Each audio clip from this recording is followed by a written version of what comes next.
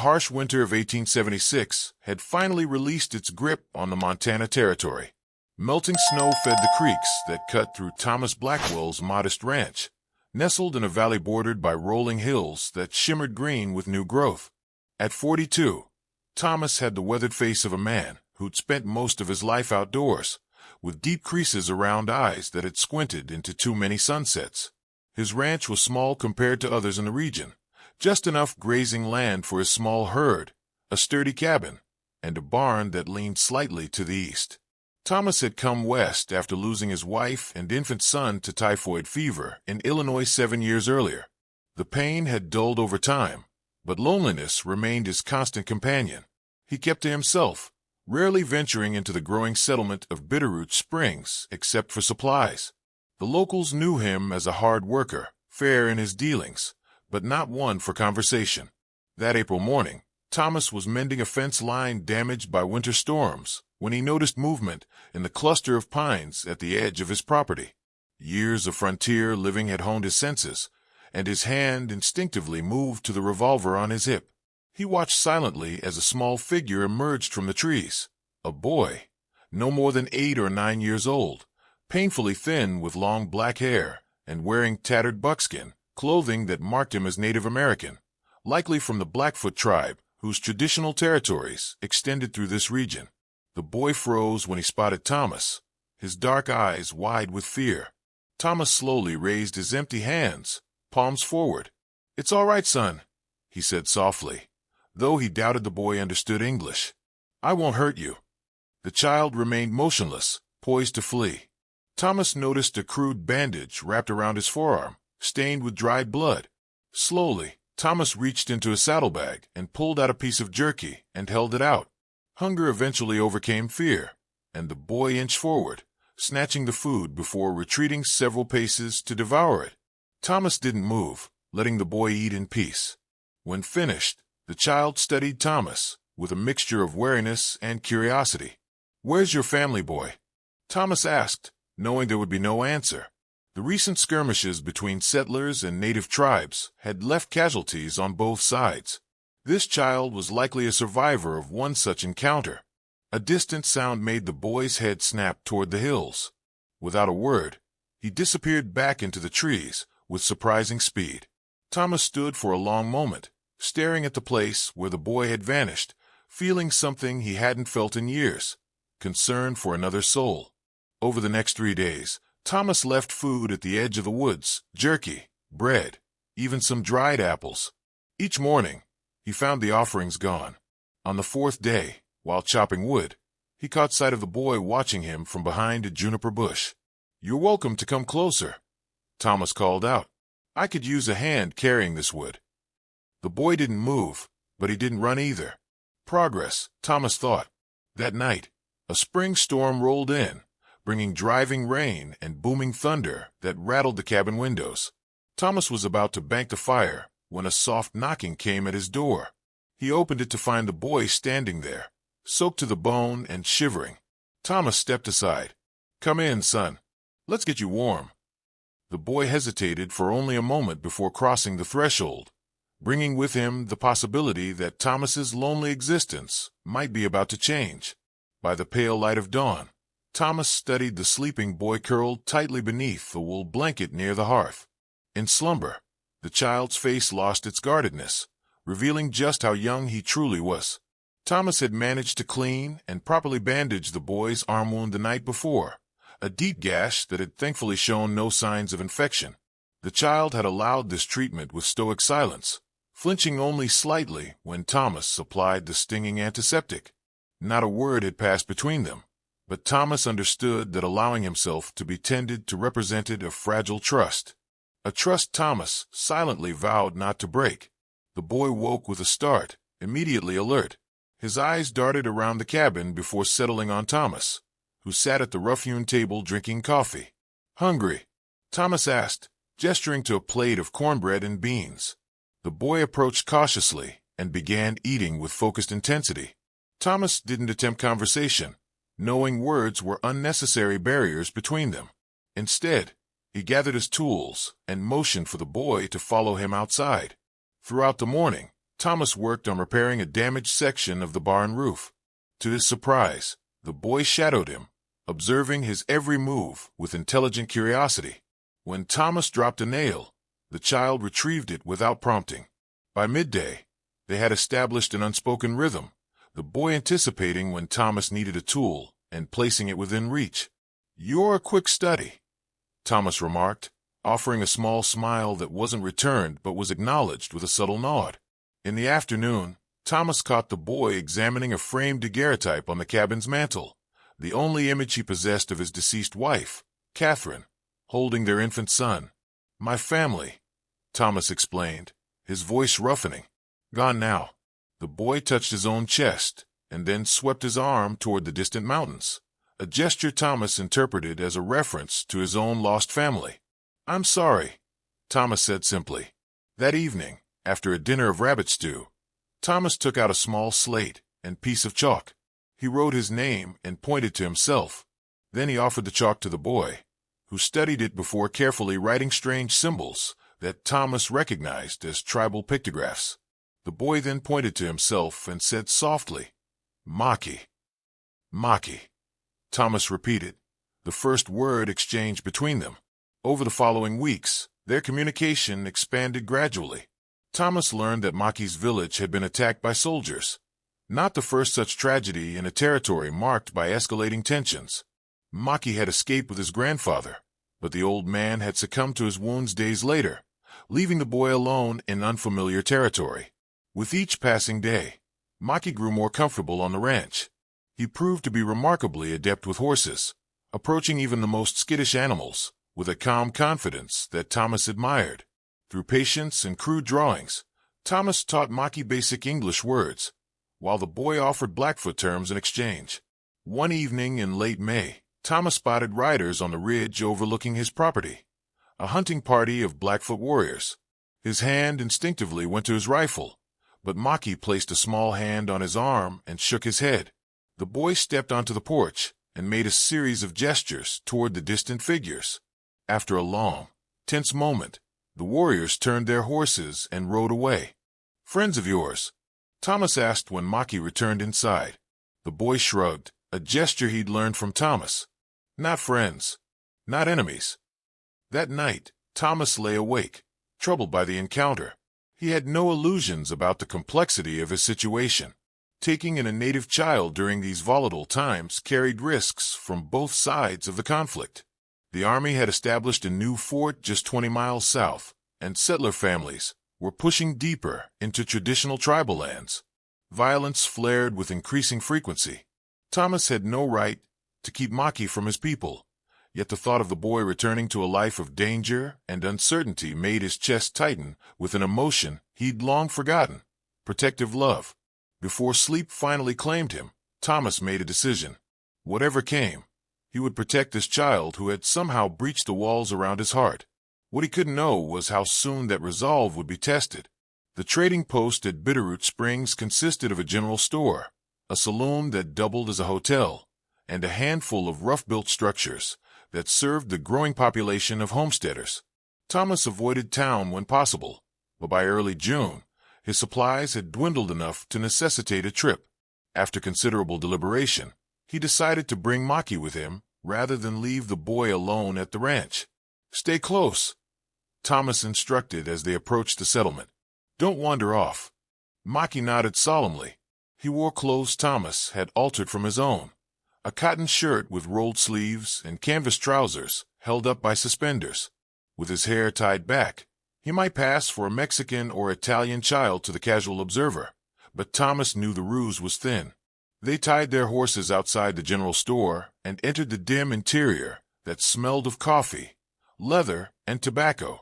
The proprietor, Henry Walsh, looked up from his ledger, his gaze immediately fixing on Maki. "Blackwell," he acknowledged with a nod.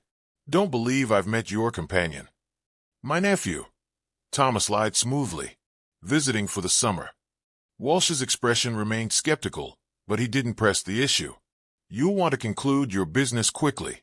Captain Hargrove and his men are in town. They've been tracking a band of Blackfoot that attacked a homestead north of here last week. 3 settlers dead."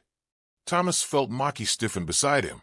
"Appreciate the warning," he replied, keeping his voice neutral as he handed over his list of supplies.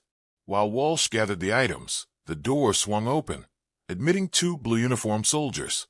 The younger of the pair nodded at Walsh before his gaze settled on Maki with open suspicion. "That boy looks like an Indian," he said bluntly. Thomas stepped between them. "He's my sister's child. From back east." "That's so." The soldier moved closer. "What's your name, boy?" Before Maki could respond, the saloon across the street erupted with shouts and the sound of breaking glass. Both soldiers hurried outside to investigate the disturbance. "You'd best get him out of sight," Walsh muttered, hastily finishing their order. "Take the back door." Thomas paid quickly and led Maki through the storeroom and out the rear entrance. They circled behind the buildings toward where they'd left their horses, but as they reached the street, they encountered a mounted patrol of 6 soldiers, led by a hard-faced officer with a thick mustache, Captain Hargrove himself. "Hold there," the captain called, raising his hand. Thomas felt sweat break out along his spine, but he maintained a composed expression. "Afternoon, Captain. Just headed home with my supplies." Hargrove's cold eyes moved from Thomas to Maki. "We're looking for Blackfoot. Had reports of a boy among them, possibly taken from settlers. This one bears a resemblance to the description." "He's my nephew, sir. Michael. From Illinois." "Is that so?" Hargrove dismounted, approaching them. "Remove your hat, boy." Maki looked to Thomas, who gave an almost imperceptible nod. The boy slowly removed his cap, revealing his straight black hair. "What's your name?" Hargrove demanded. "Michael," Maki answered softly, using the English name Thomas had taught him for such situations. "Michael Blackwell." "Where are you from, Michael?" "Illinois, sir." "Chicago." Hargrove studied him intently before turning back to Thomas. "There have been reports of settlers harboring Indians. Some misguided sentiment about saving them from their savage ways." His tone made clear his contempt for such notions. "The Army takes a dim view of such activities. Interferes with our peacekeeping operations." "I'm just a rancher trying to get by, Captain," Thomas replied evenly. "My sister died this winter. The boy had nowhere else to go." A tense silence stretched between them before Hargrove finally nodded. "You should know, Blackwell, that we've been authorized to relocate all Blackfoot to the northern reservation. Any found outside those boundaries are considered hostile." He mounted his horse. "Good day to you." Thomas and Maki made their way home in silence, the weight of the encounter hanging heavy between them. As they crested the final hill overlooking the ranch, Thomas noticed fresh hoof prints crossing their path, unshod horses heading north. Blackfoot riders had passed near his property while they were in town. That night, after Maki had gone to sleep, Thomas took out the oiled cloth bundle he kept beneath a floorboard under his bed. He unwrapped his army colt and the papers that identified him as former Lieutenant Thomas Blackwell, 7th Cavalry. He stared at these remnants of his past, remembering the atrocities he'd witnessed and eventually refused to participate in, actions that had led to his dishonorable discharge and self-imposed exile. The territory was becoming increasingly dangerous for Maki. The boy belonged with his people, but returning him would mean crossing hostile territory patrolled by men like Hargrove. Keeping him meant living in constant fear of discovery. Thomas rewrapped the bundle and replaced it beneath the floorboard. Whatever path forward they took would be fraught with peril, but for the first time in many years, the risk seemed worth taking. The summer heat had settled over the valley, turning the lush spring grasses brittle and golden. Thomas and Maki established a routine, mornings spent tending to the ranch, afternoons often dedicated to teaching the boy practical skills and expanding his English vocabulary. Maki proved to be an exceptional student, absorbing knowledge with remarkable speed. Thomas found himself thinking less about the past and more about possibilities he'd long since abandoned. One sweltering afternoon, while Thomas repaired tack in the shade of the barn, Maki approached with the hesitant manner that indicated he had something important to communicate. "Thomas," he said, using the man's first name as he'd been invited to do, "I see smoke signals." He pointed toward the northern hills. Thomas set aside his work and followed the boy outside. In the distance, faint puffs of white smoke rose against the blue sky in a distinct pattern. "Can you understand them?" Thomas asked. Maki nodded solemnly. "My people. They call children home." His dark eyes met Thomas's. "Call me home." The words landed like stones in Thomas's chest. He'd known this day might come, had even prepared himself for it, but the reality still struck him with unexpected force. "Your family?" Thomas asked. "Uncle. Cousins." Maki's expression grew animated. "They survived. They look for me." Thomas rested his hand on the boy's shoulder, feeling the delicate bones beneath his palm. "You want to go to them?" It wasn't a question, but Maki answered anyway. "I must." Then, seeing Thomas's expression, he added, "But I come back, when safe." That evening, they planned Maki's journey. The Blackfoot camp was approximately 2 days' ride north, in the foothills where streams ran cool even in summer's heat. The territory between was increasingly patrolled by Army scouts. "I'll take you," Thomas decided. "Get you safely to your people." Maki shook his head vigorously. "Too dangerous for you. Soldiers see white man with Indian boy, ask questions." "I can't let you go alone," Thomas insisted. "Not alone." Maki pointed north. "Scouts watch. Wait for me at Creek Crossing when moon is full." The full moon was 2 nights away. Thomas spent a restless night weighing his options. By morning, he'd made his decision. He would accompany Maki to the agreed meeting place at Elk Creek, then observe from a distance to ensure the boy's safe reunion with his people. He wouldn't interfere, wouldn't make his presence known, but he needed to see for himself that Maki would be safe. They departed at dawn the following day, traveling light with only essential supplies. Thomas brought his rifle and sidearm, though he prayed they wouldn't be necessary. They kept to the higher ground, avoiding the main trails where they might encounter patrols or settler wagons. By midday, they'd covered considerable distance. They rested in a grove of cottonwoods beside a narrow stream, horses grazing nearby while Thomas prepared a cold meal of jerky and hardtack. Maki had been unusually quiet throughout the journey. "Second thoughts?" Thomas asked. Maki shook his head. "No, but..." He struggled to find the words. "2 worlds now. Hard in 2 places." Thomas nodded, understanding perfectly. "That's how it is sometimes. We carry people with us, even when we're apart." Maki considered this, then reached into his pocket and extracted a small object, a carved wooden horse no bigger than a man's thumb. He held it out to Thomas. "I make this. For you. To remember." Thomas accepted the gift, running his thumb over the smooth surface, noting the remarkable detail in such a small carving. "Thank you," he said, his voice rougher than intended. "I'll keep it safe." They continued their journey through the afternoon, making good time until they crested a ridge, and Thomas raised his hand sharply, signaling Maki to halt.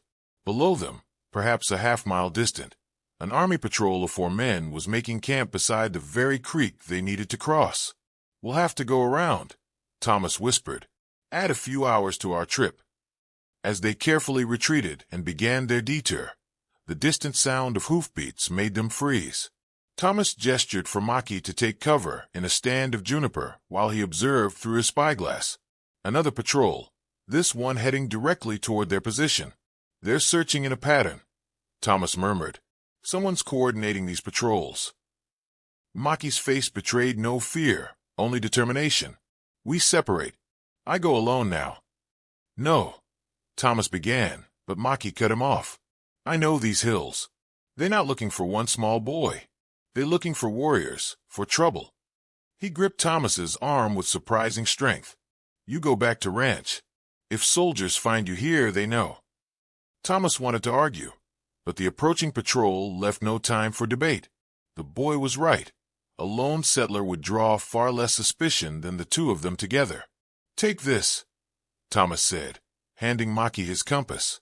"Keep the North Star at your back in the morning, at your face in the evening." Maki accepted the compass with a solemn nod. 3 days, he promised. "I come to ranch in 3 days. Show you I am safe." Without waiting for a response, The boy slipped away through the underbrush with the silent efficiency that Thomas had come to admire. Within seconds, he had vanished completely.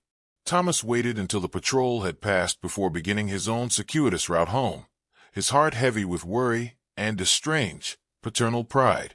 He arrived at his ranch the following evening to find a most unwelcome surprise. Captain Hargrove and 2 soldiers waiting on his porch. "Blackwell," the captain greeted him coldly. "We need to talk about your nephew." Thomas dismounted slowly, maintaining a calm demeanor despite the rapid beating of his heart. He looped his horse's reins around the hitching post and approached the porch with measured steps. "Captain," he acknowledged, "what brings you out this way?" Hargrove's cold eyes surveyed the property. "Where's the boy?" "Sent him back east," Thomas replied without hesitation. "After our encounter in town, I figured he'd be safer with my brother's family in Pennsylvania." "Is that so?" Hargrove's tone made clear his disbelief. "Because my scouts report activity consistent with signal fires north of here, and one of my patrols spotted what appeared to be a white man and Indian boy heading in that direction yesterday." Thomas shrugged. "Wasn't us. I've been running fence lines on the south pasture these past 2 days." The lie came easily, too easily, perhaps, reminding Thomas of a man he'd once been and had tried to leave behind. Hargrove descended the porch steps. "Lieutenant Thomas Blackwell, dishonorably discharged after refusing orders at Little Horn. I knew I recognized your name." A thin smile appeared beneath his mustache. "You always did have a soft spot for savages, didn't you?" Thomas kept his expression neutral. "That was another life, Captain." "Was it?" Hargrove circled him slowly. "You harbored an Indian boy. You likely helped him return to his people who have killed settlers and soldiers alike." "I told you where the boy is," Thomas insisted. "Now, unless you have a warrant, I'd appreciate if you'd leave my property." Hargrove stared at him for a long moment before nodding to his men. "Search the place." The soldiers dismounted and began a thorough inspection of the cabin and outbuildings. Thomas stood motionless, aware that resistance would only confirm Hargrove's suspicions. "Nothing, sir," one soldier reported after they had completed their search. Hargrove seemed disappointed, but not surprised. "We'll be establishing regular patrols through this area, Blackwell. The Army intends to pacify this territory once and for all. Any settlers found interfering with that mission will be considered hostile to United States interests." His meaning was unmistakable. "Good day to you." Thomas watched them ride away. Tension coiled tight in his shoulders. He knew Hargrove wouldn't give up so easily. The man had the tenacity of a bloodhound and the moral flexibility of a weather vane. If he suspected Thomas of aiding Maquis' return to his people, he would be watching the ranch. The next 2 days passed with excruciating slowness. Thomas maintained his regular routine, conscious that he might be observed at any time. He mended fences, tended livestock, and tried not to count the hours until Maquis' promised return. The boy's safety consumed his thoughts. Had he reached his people? Was he even now surrounded by family, sharing the story of the strange white man who had taken him in? On the 3rd day, Thomas rose before dawn and saddled his horse. If Maquis attempted to return as promised, he would be putting himself at terrible risk. Thomas needed to intercept him before he approached the ranch. He rode north along the creek that marked his property line, eyes constantly scanning the terrain for any sign of movement. The sun climbed higher, bringing with it the heat of another summer day. By mid-morning, Thomas had found nothing, and a leaden weight of disappointment and concern settled in his chest.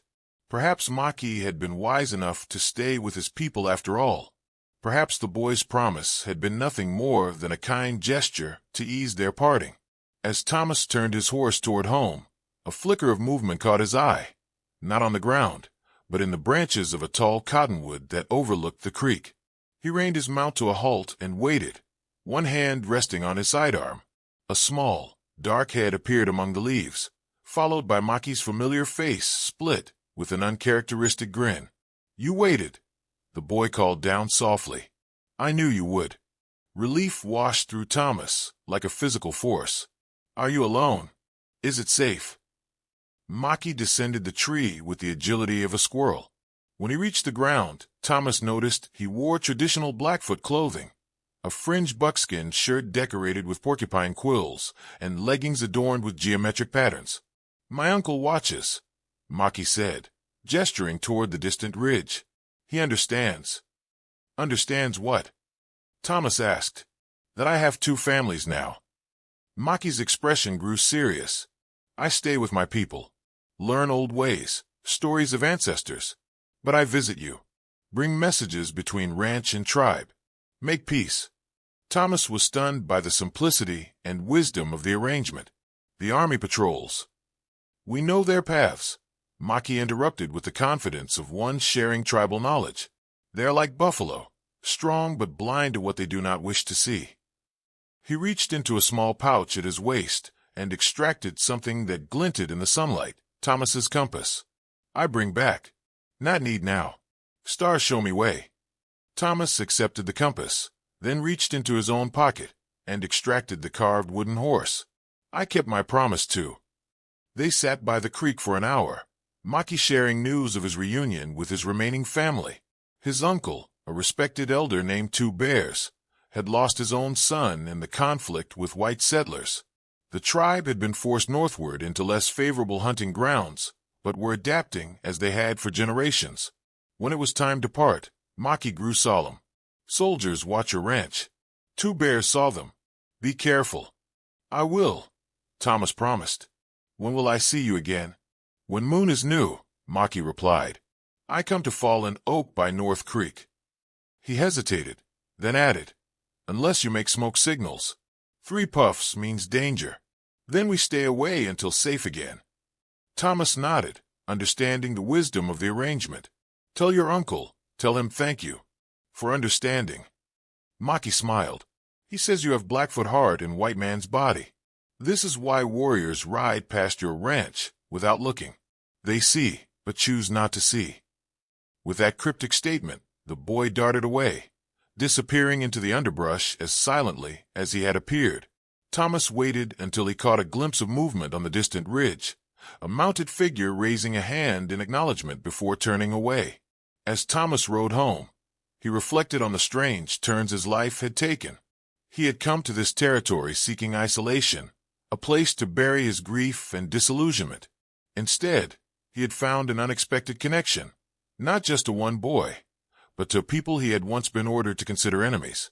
The ranch came into view, and Thomas noticed fresh hoof prints in the dirt near his gate. Hargrove or his men had been watching, as expected. Let them watch, Thomas thought. They would see nothing but a solitary rancher going about his business. The true story of friendship across boundaries, of promises kept in silence, of a different kind of family forged in difficult times, would remain hidden from hostile eyes, preserved in the quiet understanding between a former soldier, a Blackfoot boy, and the warriors who chose not to look.